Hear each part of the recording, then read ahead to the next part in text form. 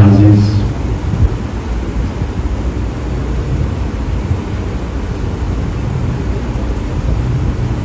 دارالعلوم فیصل آباد سے میرا تعلق اس زمانے سے ہے جب حضرت مفتی زین العابدین صاحب رحمہ اللہ حیات تھے اور ہم ان کی خدمت میں حاضر ہوا کرتے تھے۔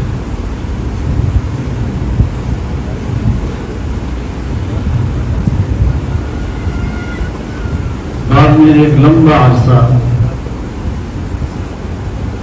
میری یہاں حاضری نہیں ہو سکی اور مجھے اس کا بھرپور احساس ہر وقت رہا۔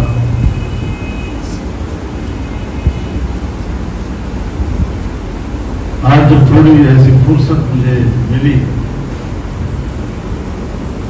میں نے کہا کہ یہ موقع تو ہاتھ سے نہیں جانا اور ضرور حاضری کا شرف حاصل کروں گا۔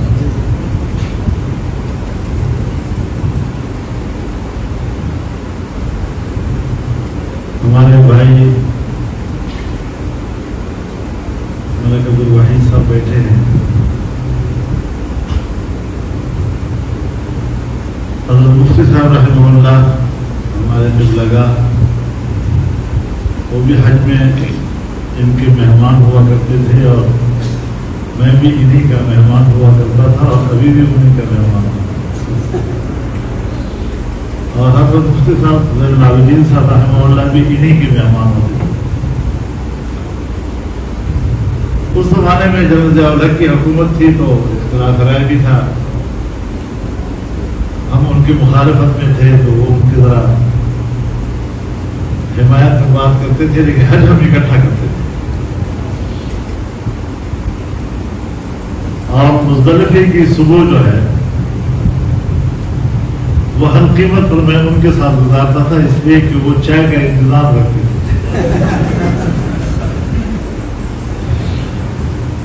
میں نے کہا حضرت چائے پر تمام اختلافات ختم۔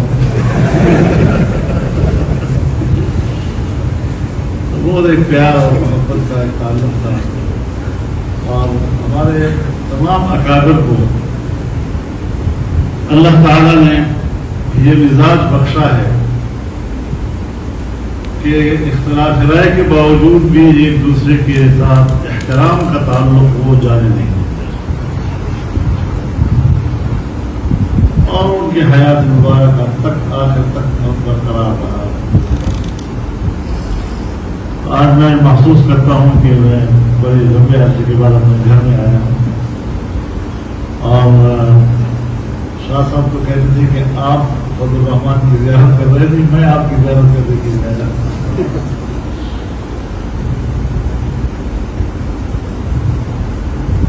فیصل آباد میں دارالعلوم غالباً اولین مدرسہ ہے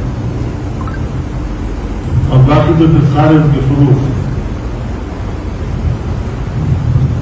ان کی خدمات دینی علوم کی حفاظت کے حوالے سے کسی سے مخفی نہیں ہے اور ہمیں اس کی قدر کرنی چاہیے۔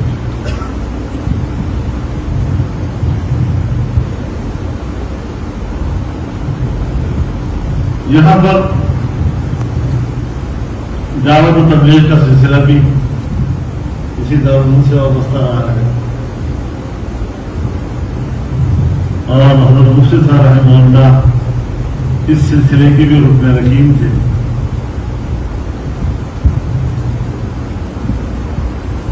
تو اس اعتبار سے یہاں سے ہماری عقیدت واپس ہے۔ اللہ تعالیٰ دارالعلوم کو حوال رکھے، اسے ترقی سے سرفراز فرمائے اور اس میں بھی کوئی شک نہیں ہے کہ پوری دنیا اس کا دباؤ ہمارے دینی مدارس میں، مدارس کا وجود ان کے لیے قابل قبول نہیں۔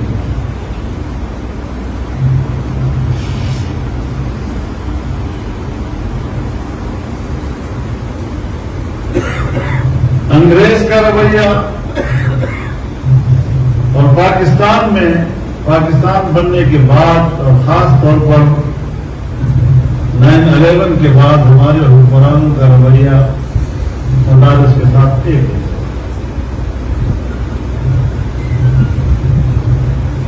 لیکن نہ انگریز مدرسے کو ختم کر سکا اور نہ انشاءاللہ یہ ختم کر سکا.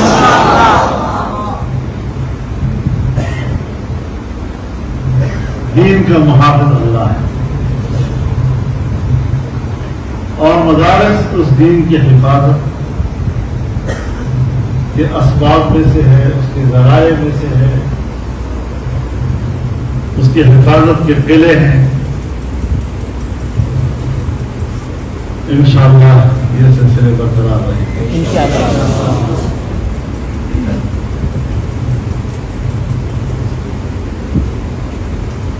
باقی آپ مدرسے کے طالب علم ہیں. ویسے بھی کل سے میرا واسطہ جو ہے نا کیا حیدرآباد اور صوفیوں کے ساتھ.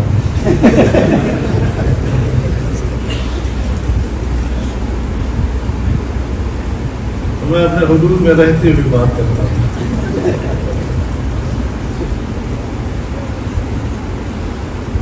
ایک طالب علم کا تعلق 3 چیزوں کے ساتھ ہوا کرتا ہے. مدرسے کے ساتھ اس کا تعلق، کتاب کے ساتھ اس کا تعلق اور استاد کے ساتھ اس کا تعلق.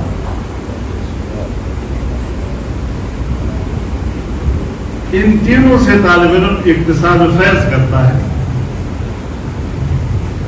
لیکن یاد رکھیں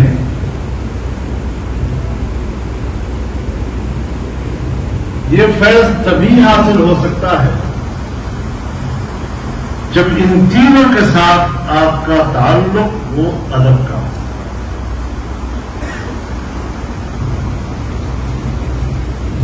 مدرسہ مادر علمی ہے، اس کی حیثیت ماں کی ہے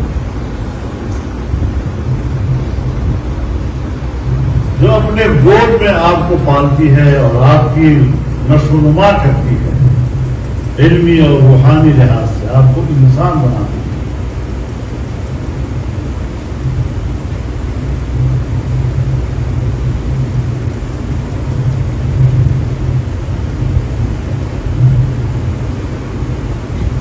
تو پھر اس سے زیادہ ادب کا متقاضی اور کون؟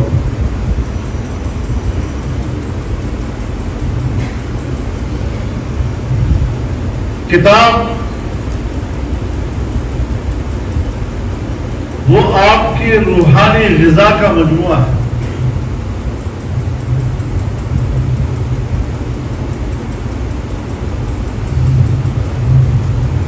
اور استاد کی حیثیت باپ کی ہے.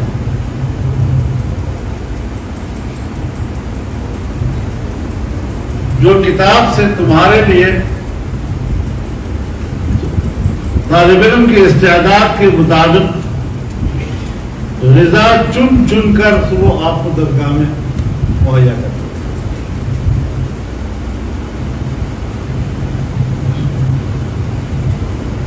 تو اس اعتبار سے استاد کا مقام بہت بڑا ہے.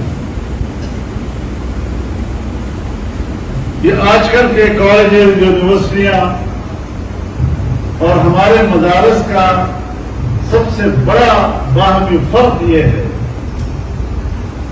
کہ یہاں پر آداب ہوتے ہیں. استاد کے سامنے اونچا نہیں بولا جاتا. دو زانوں بیٹھ کر طالب علم بیٹھتا ہے. کتاب دائیں ہاتھ میں اٹھاتا ہے.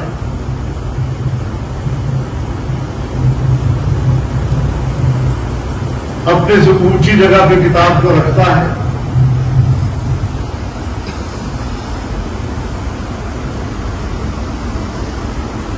مدرسے میں ادب کے ساتھ رہتا ہے، غلغپاڑا نہیں کرتا.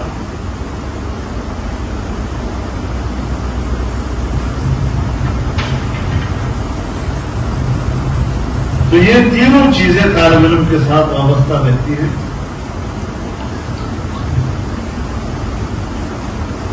سے اکتساب فیض ہوتا ہے آداب سے۔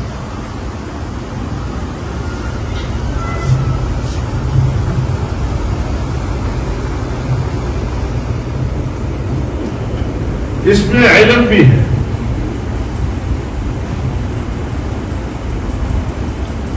اس میں فقہ بھی ہے، اور اس میں حکمت بھی ہے۔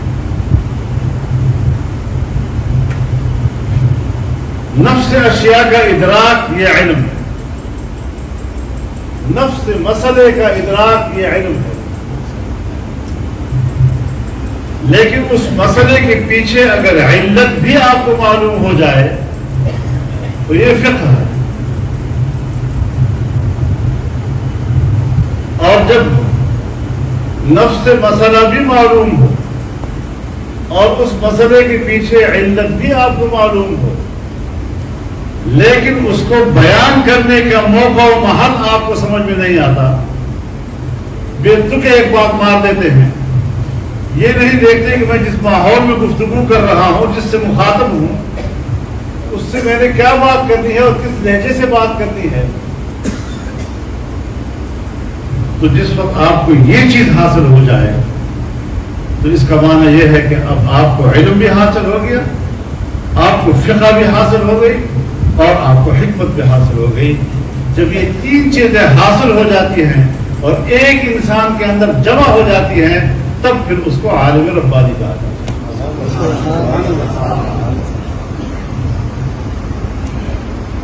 تو مدارس میں زندگی گزارنے کا مقصد اس مقام کو حاصل ہے۔ ہم جب دور حدیث مکمل کر لیتے ہیں تو بس سینہ چوڑا کر کے سمجھتے ہیں کہ اب ہم عالم بن گئے۔ ہمارے استاد ہمیں بتایا کرتے تھے کہ مدرسے میں دور حدیث کرنے سے عالم نہیں بنتا، اب آپ کے اندر عالم بننے کا استعداد پیدا ہوگا۔ اس کے بعد اگر آپ چاہتے ہیں کہ آپ عالم بن جائیں تو اب آپ بن سکتے ہیں۔ تو پھر زندگی پوری اس میدان میں دینی پڑتی ہے، محنت کرنی پڑتی ہے۔ ایک اچھا مدرس بننے کے لیے سال ہر سال محنت کرنی پڑتی ہے۔ ان باتوں کو مد نظر رکھ کر ہمیں مدرسے کے اندر زندگی گزارنا،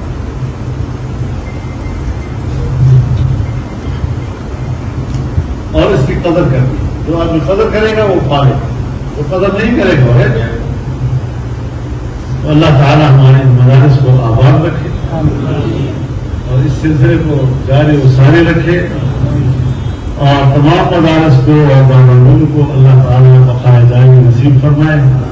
ہمارے اس اجتماع کو بھی اللہ قبول فرمائے، اور جب ہم اٹھیں تو اٹھنے سے پہلے ہمارے اس اجتماع کی برکت سے ہمارے تمام گناہوں کو بخش دے اور